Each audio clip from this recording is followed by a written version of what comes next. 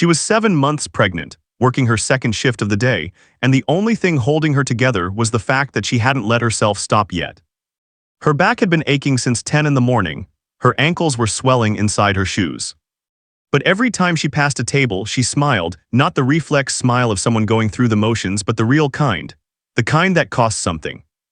Maya Bennett had been waiting tables at the Sun and Supper Diner for 8 months.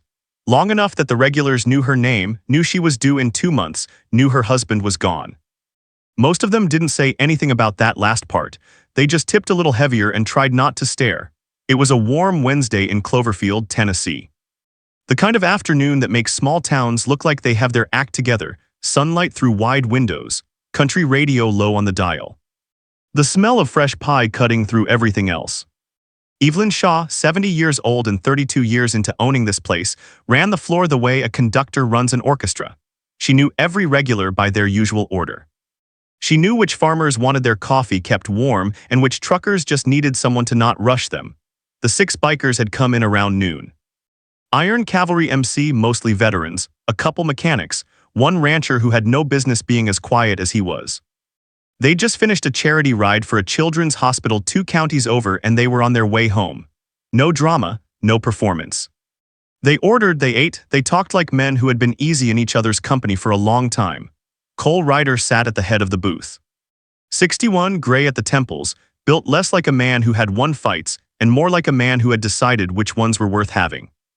He'd ordered black coffee and the daily special, and in the first hour he said maybe 15 words. His road brother Jace, 29, all edges sat across from him, filling the quiet the way young men do. Maya was their waitress. Cole noticed her the way he noticed most things without drawing attention to it. She refilled his coffee before he lifted the cup. She remembered Jace's side order without writing it down. And every time she walked back to the kitchen, when she thought the room wasn't watching, her hand would come to rest lightly on her belly. He also noticed her eyes, not red from crying. Red from something harder than crying, the specific pressure of someone who has been holding it together so long that the effort itself has become visible. He recognized it. He'd worn that exact look once in a different life.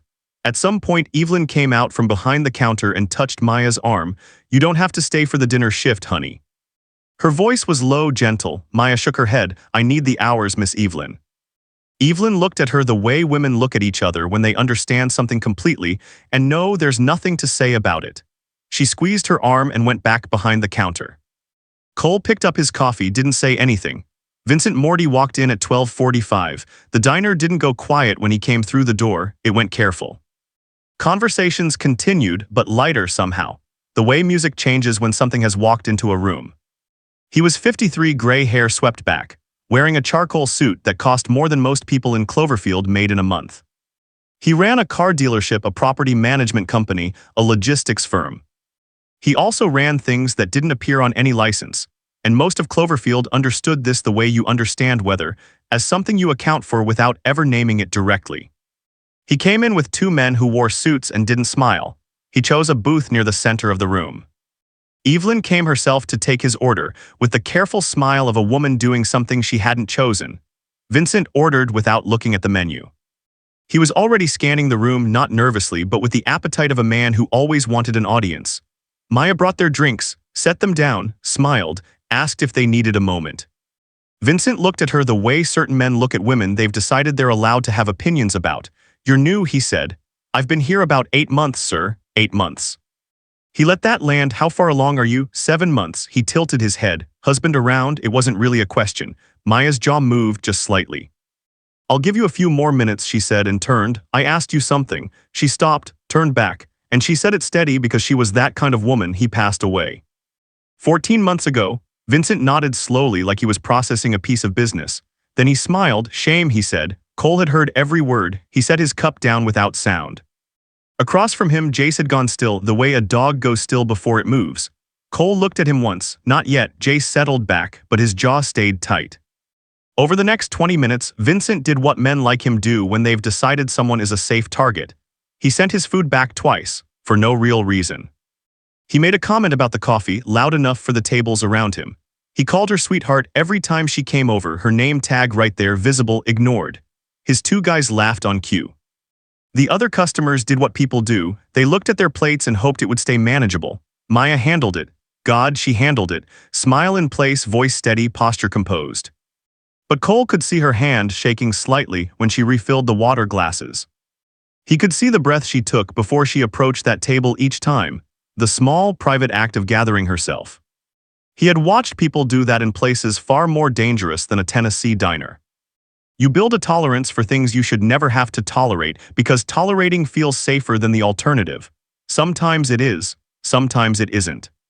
The moment it crossed a line happened fast, they always do. Maya was setting down the check when Vincent's hand closed around her wrist, not violent but deliberate. The way you close a door you want to stay closed. I wasn't done talking, he said. Maya looked down at his hand on her wrist, then she looked up at him. Please let go of me, he didn't.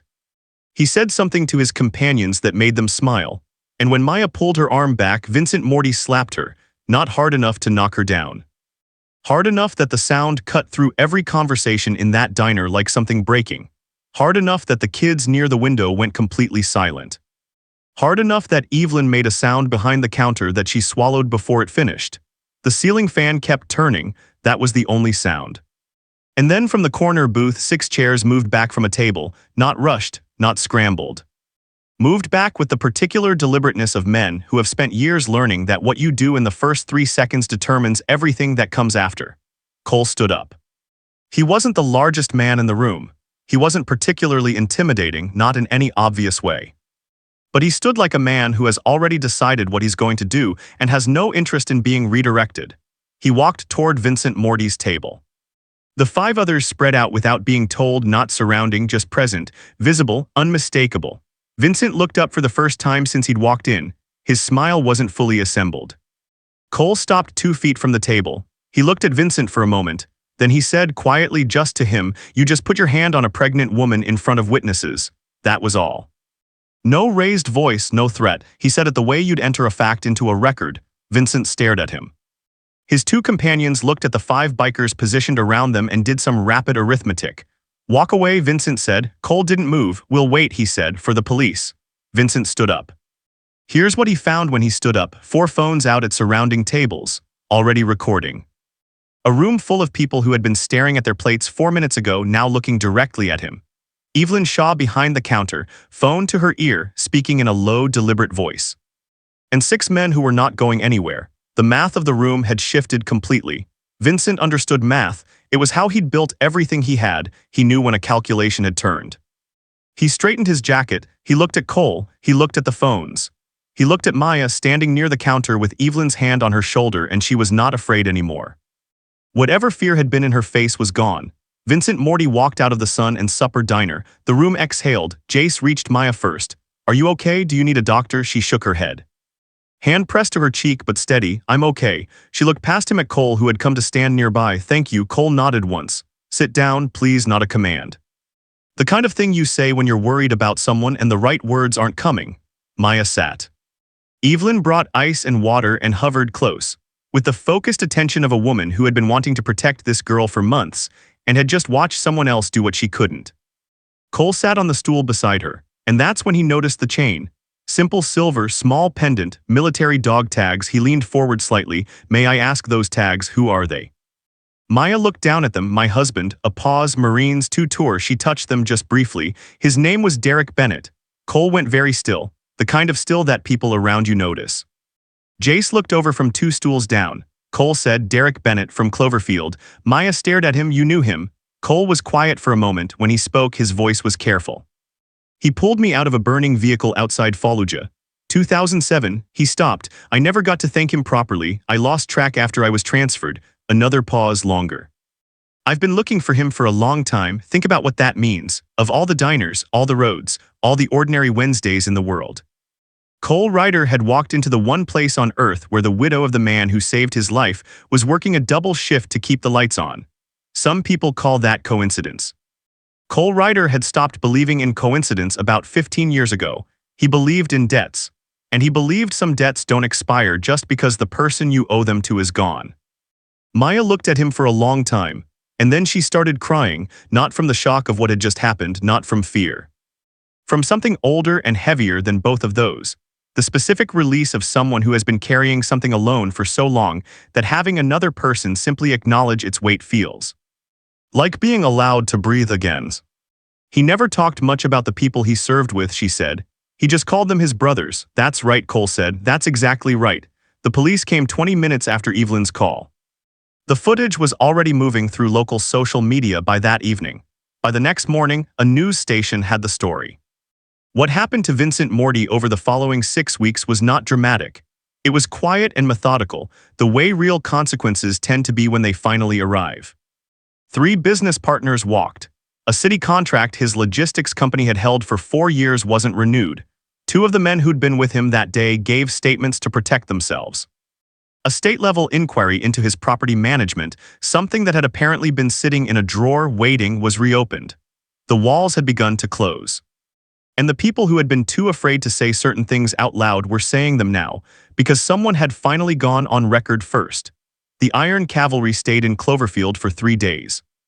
They ate at the diners they checked on Maya. On the second afternoon, 4 of them spent several hours in the parking lot behind her apartment fixing her car, a 10-year-old sedan with a transmission problem she'd been nursing along for months. They didn't charge her, they didn't announce it. When she came downstairs and found them there, Jace just shrugged. Cole said it needed doing. Maya stood there a moment. Then she went back upstairs and came down with a plate of sandwiches. Because that was who she was, even stretched thin, still trying to give something back. On the morning they left, Cole came to the diner one last time. Evelyn made him breakfast on the house. He accepted it without argument. Maya sat across from him before the morning rush. There was a question she'd been carrying since the moment he told her who he was. Did he know? Did Derek know you were looking for him? Cole wrapped his hands around his coffee cup. I don't know, he said. I hope so. I hope somewhere he knew that the man he pulled out of that vehicle spent 15 years trying to find him just to say thank you. He was quiet for a moment. I'm going to say it to you instead, because you're carrying what he left behind, and what he left behind is worth protecting. Maya pressed her lips together. She didn't trust herself to speak. She just nodded. The 6 motorcycles pulled out just after 8 in the morning, heading south on Route 9 into a bright Tennessee sky. Evelyn stood in the diner doorway and watched them go. Maya stood beside her, one hand resting on her belly. The engines faded slowly, that low, receding growl that sounds like departure and also somehow like a promise. Before the last bike disappeared around the bend, Cole raised one hand. He didn't look back. He didn't need to, just a quiet acknowledgement. I was here, I saw you, you're not alone. There's a question underneath all of this, and it's quieter than the story itself. How many people around you right now are just trying to get through their shift? How many are holding themselves together in public and coming apart in private? Not asking for anything, not drawing attention, just trying to make it to the end of the day. It doesn't always take 6 bikers. Sometimes it just takes one person who decides that what they're witnessing is not acceptable, and then acts on that decision without waiting for someone else to go first. What would you have done in that diner on that Wednesday? Send this to someone who needs it today. And if you want more stories like this, the channel is right here. Because sometimes the people who ask for nothing are exactly the ones who need everything. And sometimes the people who show up are the ones you least expected.